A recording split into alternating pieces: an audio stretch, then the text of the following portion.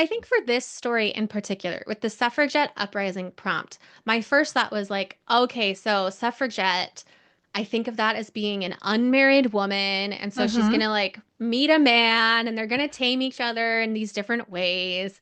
And I was just like, I mean, that's a very interesting story, but I also just it wasn't speaking to me in Right. that way.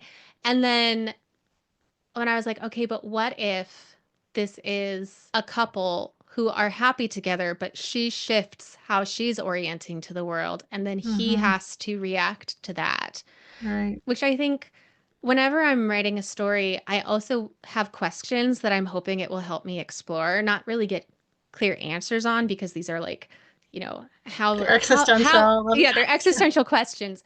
But I think I needed to find to be creatively inspired, I needed to be like, well, what question am I looking to explore here?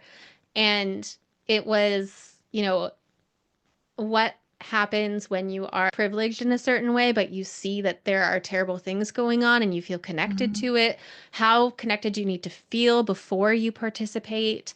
What Yeah. sacrifices do you make for that?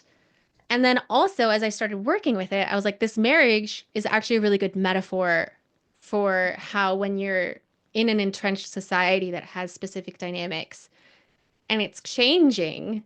And so you have to figure out how to renegotiate. And that's Peterloo was all about the working class speaking up for themselves, trying to say, can we Yes. renegotiate this contract?